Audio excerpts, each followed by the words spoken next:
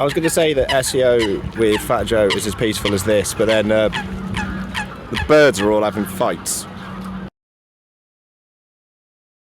Did you know that Google personalizes many searches by city and Also Ask is the only tool to access live People Also Ask data at city level? Try for free at alsoasked.com. Tired of SEO guesswork? Quadra's AI agent goes deeper to uncover high-impact optimizations and completes hours of SEO in minutes. Get started now.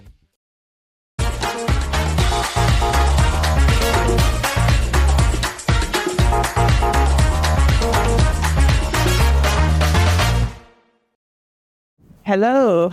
I'm so happy to hear about Lee's experience with AI, because all I've been doing lately is like shouting at ChatGPT while I try and make Python scripts, because I'm a Python developer now. Like, I've been running like sentiment analysis with Beta NLP. Like, I feel like I'm so fancy.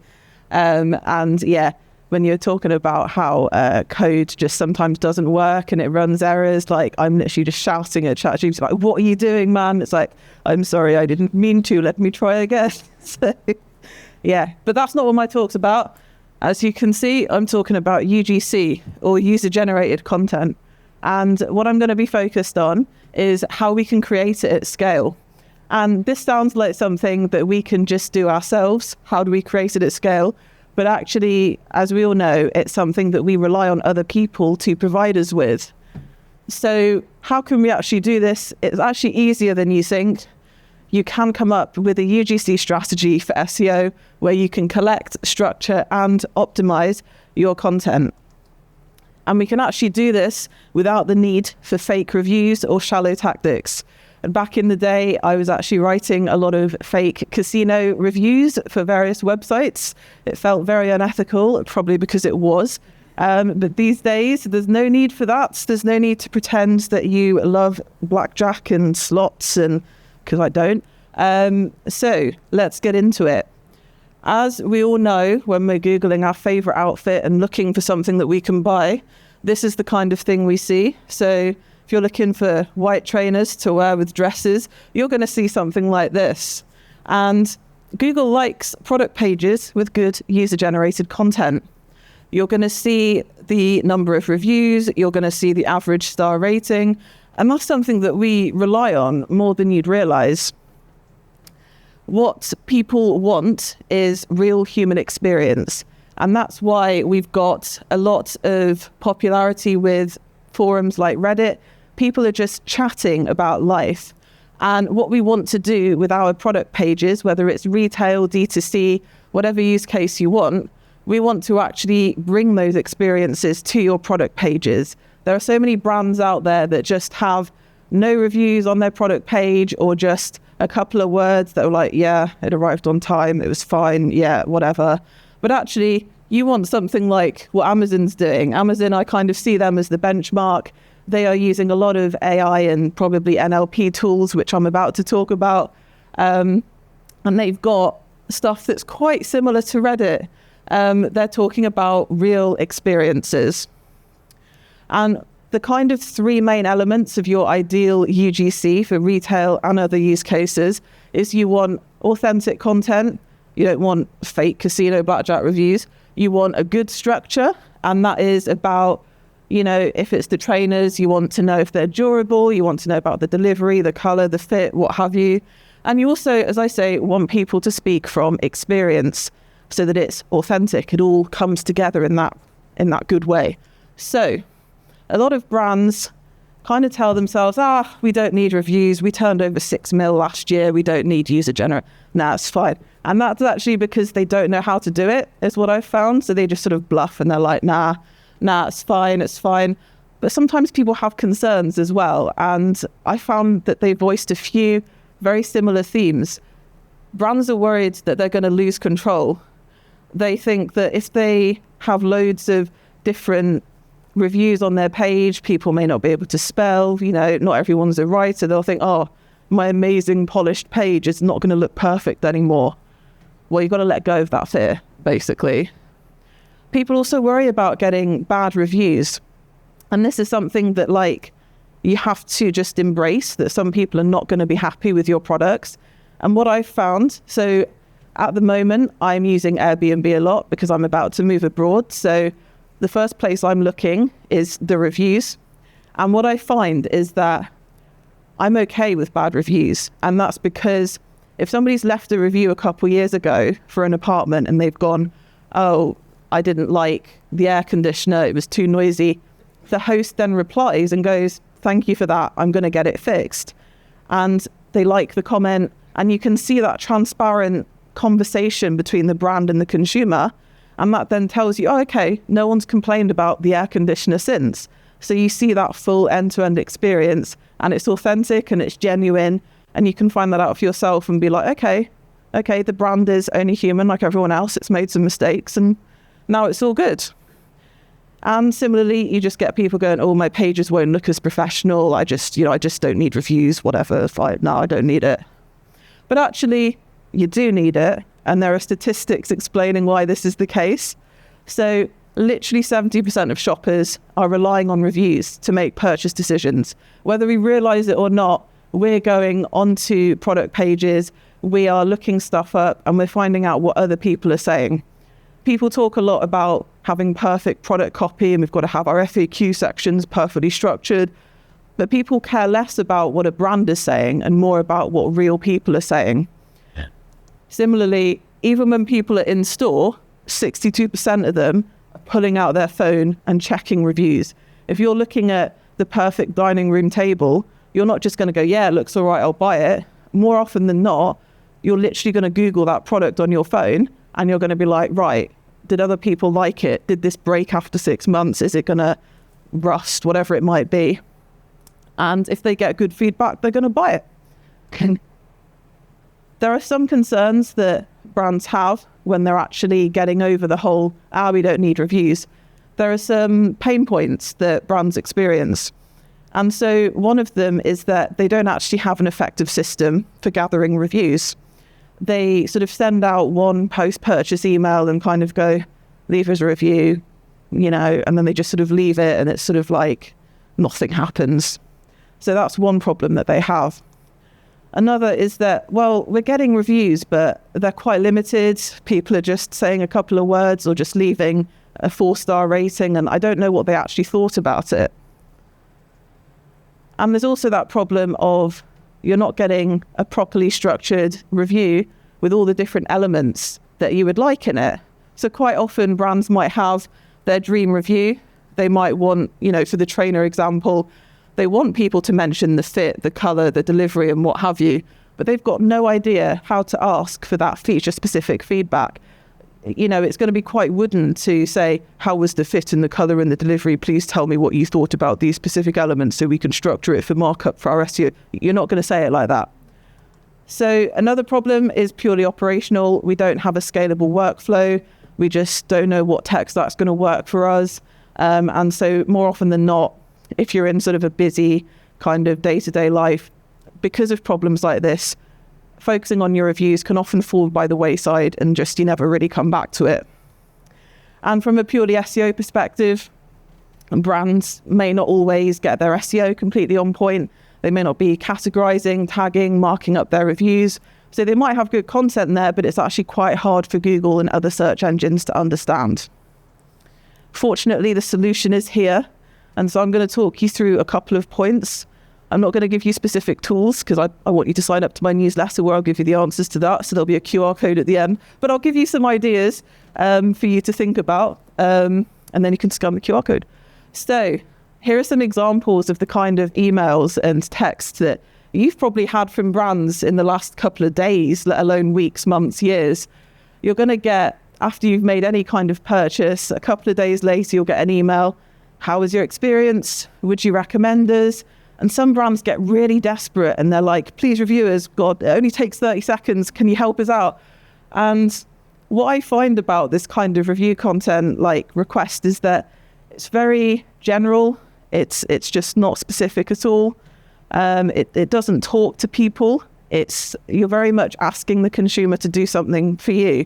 And to be blunt, the consumer doesn't care about you. They care about the purchase. So once they've bought their pair of trainers, their dining room table, they don't really give a damn about leaving a review. They don't have time for it unless they've had the best experience in the world and somebody hand delivered the trainers on a golden plate to them, they're not going to leave a review that, like, they can't be bothered.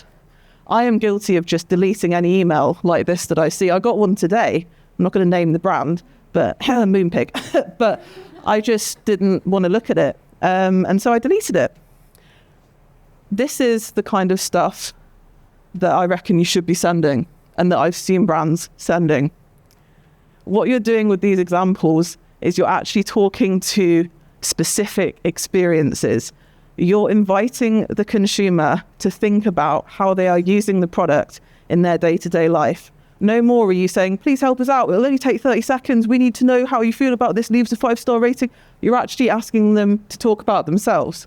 And I don't know about any of you guys, but I love talking about myself. When I go home for Christmas, my nan's like, tell me about your life. I'm like, yes, I will tell you all about my life. Sit down. So, some examples here. How did these shoes perform on long distance runs? If you've sold a pair of like athlete running trainers, you can imagine that after a couple of days or weeks, someone's been for a couple of 10K runs. So if they're getting an email subject line that says something like that, they're going to immediately have a memory pop up in their head and they're going to go, oh yeah, I want to talk about that. And they're going to leave that Reddit style comment on your product page about their experience. And that's going to be great for your SEO. And you didn't have to get a content team in to pay for it. They're doing it for free. And what's more, they paid for your product first, so you're profiting off it. And another example is for skincare.